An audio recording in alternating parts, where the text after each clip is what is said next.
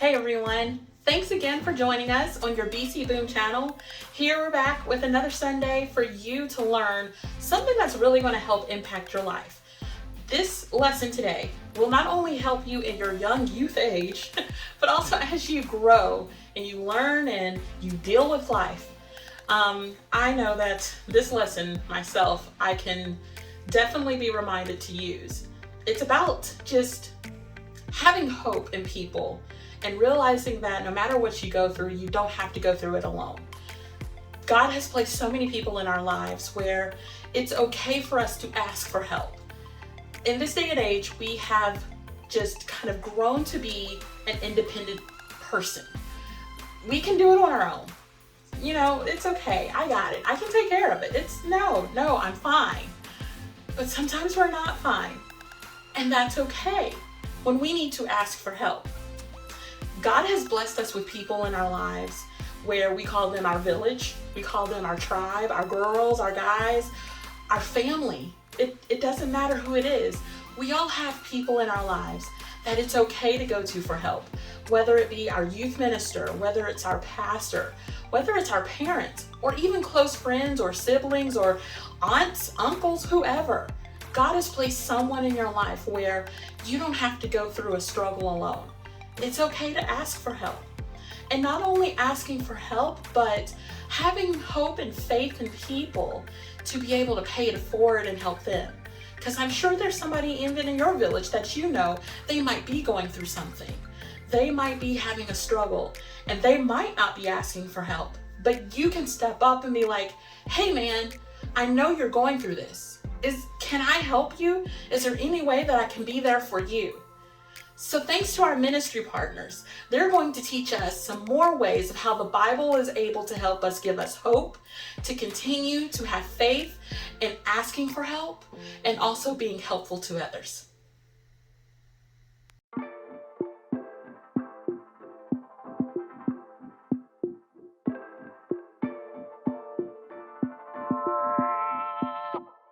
Hey everyone, I'm so excited for what we're talking about because it's the third week of our series called Never Give Up. And it's all about helping you become more resilient in life. What exactly does that mean? Well, resilience is our ability to bounce back and grow stronger after we have struggled, failed, or faced hard stuff in our life. And before we talk about what this means specifically for you today, I've got a question. How many of you think that most things in life are better with friends? Because I totally agree. I think there's some things in life that just aren't the same when you experience them by yourself. Have you tried FaceTiming alone? That'd be pretty weird. Or how about a duet on TikTok with no one on the other half of the screen? That is a little odd. Or playing a game of football, it's simply impossible to do by yourself. Don't believe me? Let me show you what I mean.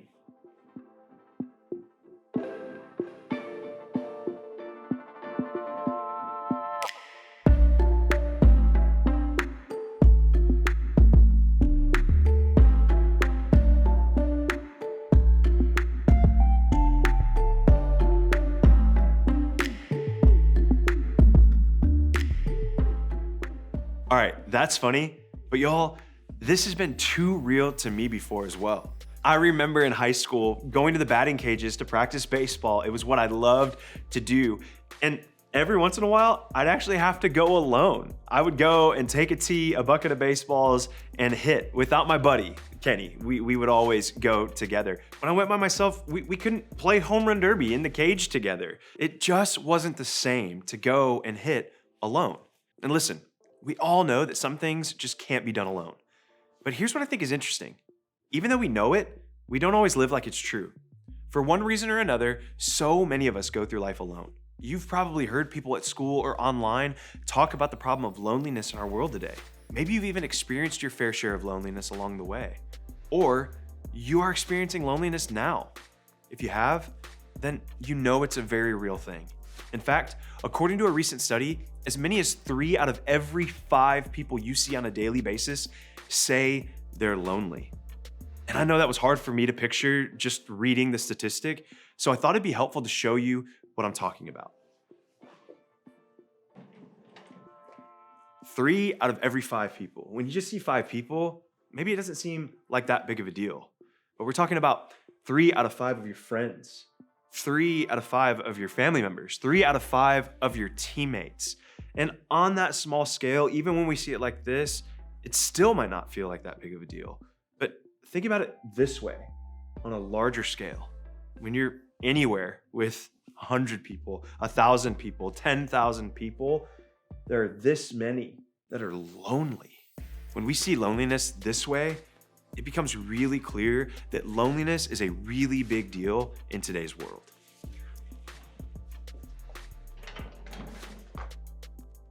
What all of this means is that a majority of us, we feel like we're walking through life alone. We're trying to get through all of the stressful events and difficult circumstances and hard days by ourselves, and nothing about that is easy. But I think part of the problem is we think we have to do it all on our own. I think that's why so many of us pull away when life gets tough. When hard things happen, we feel like we have to figure them out on our own, so we pull away from people who might be able to help us just to prove we can do it alone, or because we don't want to be a burden to them. We think everyone else has their own lives to deal with. Why would they care about ours? So we pull back, thinking no one would want to know. Or maybe we hold things back from other people. Maybe we start hiding the stuff that's hard or difficult in our lives from the people closest to us. We don't open up to our small group or our friends or our parents. We think admitting things are difficult might make us look like we don't have it all together. We're afraid to show the world we just don't have what it takes. Or maybe we think life has to be all me. We think that no one will care about our problems more than we will. So if anyone is going to figure out a way out of the difficult stuff, it's us. We have to solve our own problems. We have to make it out without the help of others. We have to rely on only one person, ourselves. I know I felt that way before. Maybe you have too. And I don't know about you, but as much as I might believe all of those things as best or true, holding back from other people, pulling away from other people, relying on myself, oftentimes it just makes things harder. It makes us feel even more lonely. It does the opposite of build resilience and help us find a reason to move forward. It can make us feel stuck. In other words, it isn't really working for us. So, what if the way to build resilience didn't just have to do with us and what we put into it? What if the key to getting through difficult times and choosing hope when things seem hopeless in our own lives had something to do with the people we invite into the process with us? What if real resilience isn't something that you can build by yourself? Today, we're going to look at an ancient example to help us with this. It's recorded in the second part of the Bible called the New Testament, which documents life during and after Jesus lived on earth. See, here we believe that knowing Jesus changes everything. And that's why when we struggle with certain thoughts or ideas in life, we like to look back to the words and the experiences of Jesus and people who were transformed by Jesus to help us see how knowing Jesus today can affect our lives. Today, we're actually going to talk about a guy whose entire life was changed because of Jesus. His name was Paul, and he was one of the most famous and influential Christians to ever live. He started many of the first Christian churches, helped train other leaders to continue sharing Jesus' message with the world, and wrote most of the letters that we find in the New Testament. And early on in his days of starting churches, Paul worked alongside some of his buddies, Barnabas, Silas, and Mark. It had to be fun. These were early Christians who helped spread the good news about Jesus, which was a huge mission. So they all knew that working together was key. But at one point, Paul and his friend Barnabas got into a little bit of an argument. See, Paul was annoyed with their other friend Mark, who bailed on them during one of their trips. When he told Barnabas about his frustrations, Barnabas wasn't as understanding. Why? Well, because Mark was actually Barnabas' cousin. So when Paul wanted to tell Mark that he couldn't keep traveling with them after he bailed, Barnabas didn't like that idea. Of course he didn't. He didn't just want to leave his cousin behind. Paul and Barnabas just couldn't agree. So they ended up actually going their separate ways. Well, as time passed, Paul found himself in a pretty difficult spot. He was actually put in jail for telling others about Jesus. Paul could have given in right then and there. And who would have blamed him? He was in jail and he was alone. But Paul doesn't give up so easily. He actually wrote a letter to one of his friends named Timothy. And in that letter, there's one small sentence that tells us what Paul did instead. Take a look at this. Get Mark and bring him with you, because he is helpful to me in my ministry. Look, I know this is really simple, but don't miss this. In this letter to Timothy, Paul asked for Mark to come along, the very guy that he refused to bring with him just years before, the guy who bailed, the guy he didn't think would be all that helpful anymore. We don't know exactly what was going through Paul's mind, but it seems like Paul came to realize, whether through his circumstances or through Mark's own actions, that we need the help of other people. See, Paul was on a mission, literally, and he was trying to share the message of Jesus to as many people as he could. And he cared too much about the mission to let pride or self-reliance get in the way. Maybe he even knew that without others, we're more likely to quit on a mission. And maybe in your case, it could be that other people help you pass that test, or deal with your anxiety, or navigate the loss of someone you love, or even grow in your faith. Our circumstances may look different from Paul's, but the point is the same. Letting other people in to help us is actually one of the ways we can build resilience. That's why I want you to remember this. Never give up on others. No matter how difficult it can be to ask for help or let people in, no matter if we've grown up thinking life is supposed to be all about me, no matter how many times we've thought that it's only up to us to get through tough times in life, if we want to keep going, keep growing, keep developing resilience, we need to never give up on others. Now, just so we're clear, we aren't talking about situations or relationships where others are harming us or others in any way. Not giving up on others does not mean staying in a situation or relationship where you are unsafe. And if you are in a relationship where that is the case, or where you aren't sure if that's the case, talk to your small group leader or another trusted adult who can help you. Please do that. They care about you deeply. But what we are talking about today is choosing to not give up on others because we think we're better off alone, or we can do things by ourselves, or we don't think we need others to help us. What Paul did with Mark was give him another chance because he knew there was more on the line than his pride. Paul cared more about the gospel than he did about past mistakes. So he didn't give up on Mark. The thing is, a lot of us have grown up thinking it was a sign of strength to deal with life on our own. Or we've grown up feeling alone, not sure what good other people can bring us. So it's important to know what exactly refusing to give up on other people can do for us. They help us grow. There's only so much we can know or experience on our own. And other people bring their experience and knowledge to give us a larger perspective. They help us know things about ourselves, the world, and God that we wouldn't have known without them. Other people, they make our world bigger. They help us see the good. When life gets tough, sometimes there's nothing better than a friend who will remind us of all the good that is happening around us. Their perspective helps us keep going when we want to give up. And the opposite is true too. We help our friends stay positive when they want to give up. Friendships help us become more resilient. They provide the support we need. Sometimes we all just need someone to lean on. We need someone to laugh with or cry with or talk to. You know this because your friends need this from you sometimes too. Part of building resilience is becoming more emotionally and mentally healthy. When we have people around us to support us through the ups and downs of life, they might encourage us to process our emotions in healthy ways or even to get professional help from a counselor. That's been the case in my own life. All of this leads to a healthier and more resilient version of ourselves.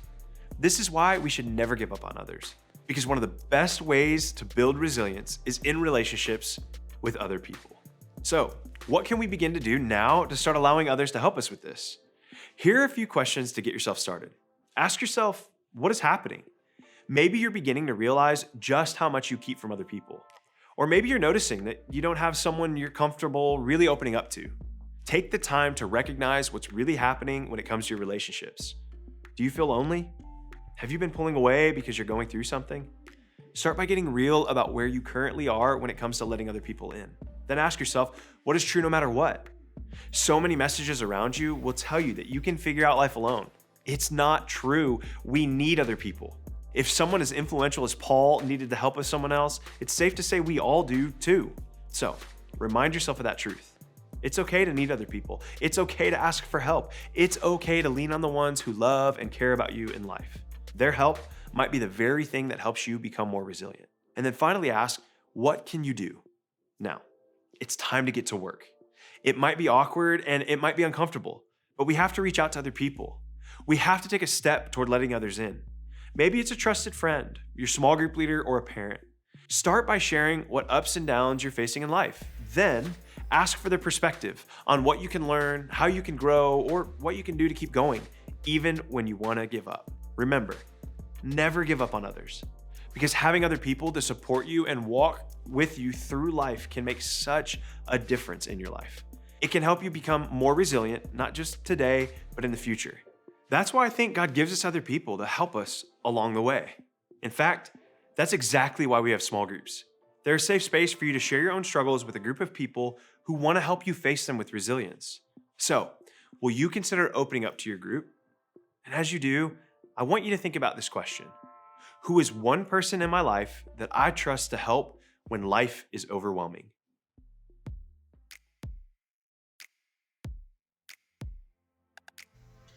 That was a great lesson. Something that we really always need to carry with us. It's okay to ask for help. It's okay to give help. It's okay when we are down and out or struggling or even just need a helping hand. It's okay to ask for help. That example in Timothy, where those disciples, they needed the help from each other. They knew who they could call. They knew which disciple it was that was going to help them out. And that's the idea that God has given us. He's placed these people in our lives, not by mistake, but purposefully, so we can get the help that we need in times where we feel like there is no help. Not only the people that He's placed in our lives, but God Himself. God is always going to be there. We are not alone in this. We can make it through. The last few years, we felt like we have been alone for so long. But God's always been there. He's always been there. And He is always going to be there. And all we have to do is pray to Him. So let's pray. God, we thank You so much. Even in our time of loneliness, in our time where we feel like no one is around us that can really truly understand what we're going through, You're going to be there. You're always there. You have been there. And we thank You so much for it, God. We thank You for the peace that You give us. We thank You for the comfort that You give us. We thank You for the grace and mercy, God, because we know that when we're going through, we feel like everything is going wrong. But eventually, after we've made it through, we know that it was You that helped us. You either gave us the peace we needed, the people we needed, or even just the way out that we needed, God. And we are so forever grateful.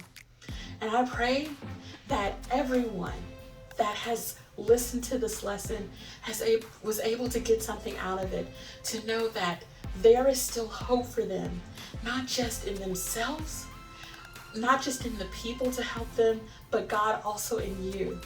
For them to have their strength and their faith renewed in You, to be there for them, to help them out in their need, and to always be a helping hand for them.